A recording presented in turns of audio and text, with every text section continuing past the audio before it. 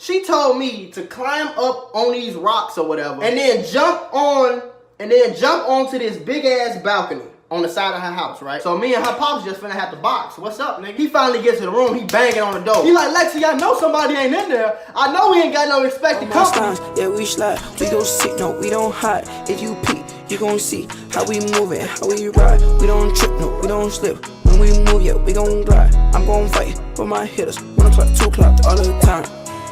Yeah, this trip. What up, Mula? Gang, gang, gang. It's your boy Mac Mula, aka Mr. Mula Mac, and I am back with another video. I know you read the title. I'm back with another story time. Y'all know all my story times be lit, so you might as well smash that thumbs up button right now. Hit that subscribe button if you are new, and don't forget to follow me on Instagram. The link is in the description below. So when all this happened, I was like 16. I think I was going on 17. It might have either been the end of the summer or the beginning of the fall.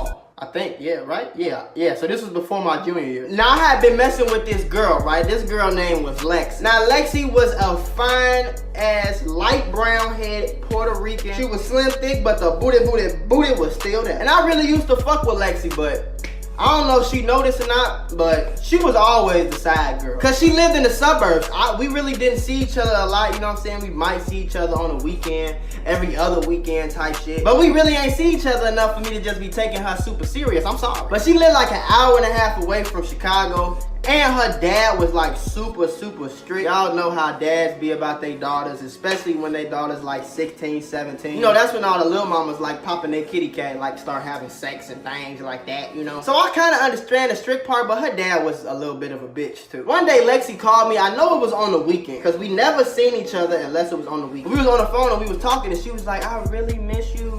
She was like, Maco, oh my God, I really miss you. Y'all know I'm on the other side of the phone with my player voice like, you miss me, baby?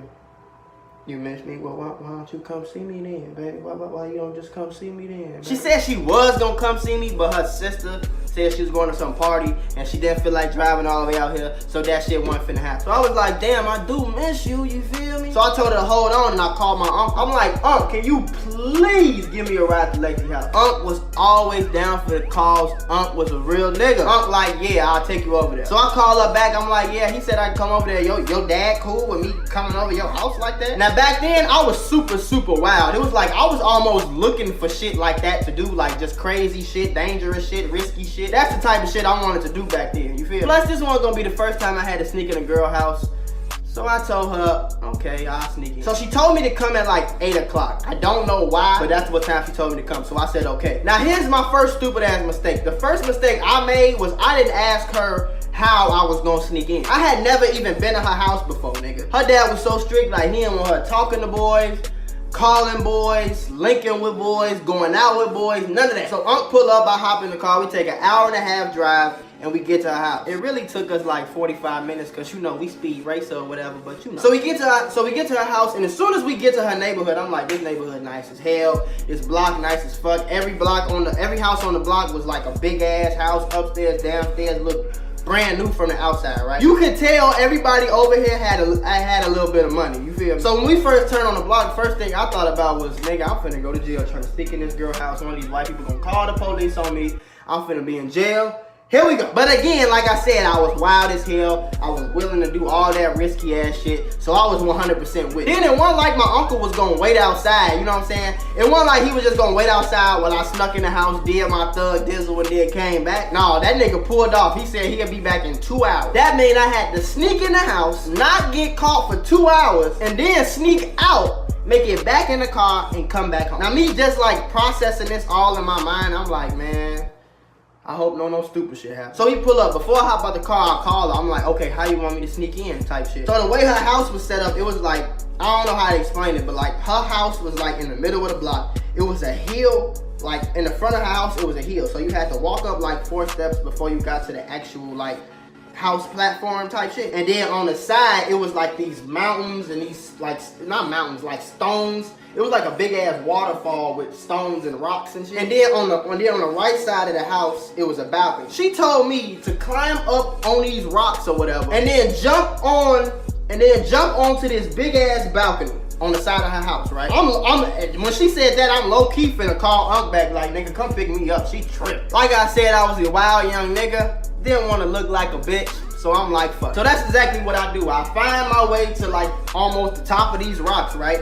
And the balcony, you know, it wasn't that far away. I could make the jump, but it was still risky. Now, she told me to call her when I got to the top of the rocks right before I was finna jump. So I got to the top of the rocks, I called her. I'm like, hey, I'm about to jump on this balcony. Like, you ready? Like, I'm good. She on the other side of the phone like, nah, hold on, I gotta come upstairs. I gotta come to my dad's room. The fuck you gotta come in your dad's room for? She was like, cause that's the balcony you jumping on. You jumping on the balcony in my dad's room.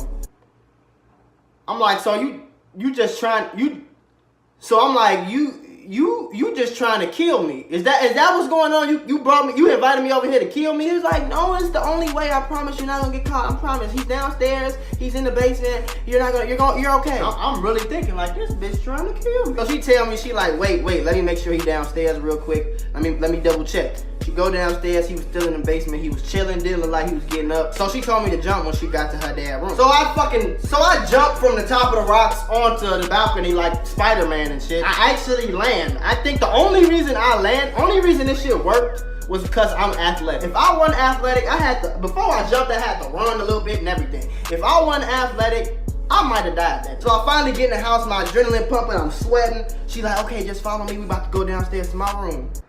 I'm like, oh my God. I'm like, oh shit. This girl got a big sister and 2 little brothers. How the hell, I'm thinking like, how the hell is we really finna kick it in your room, have sex? I know this a big house, but like how we finna do all this, have sex, get cuddled up, all this other stuff without your 2 little brothers, your big sister, or your strict ass daddy finding me in this house? She was like, you gonna be okay, trust me. And that's when I knew she was a thot, cause bitch, you did this before. This ain't your first. So I finally make it to her room, right?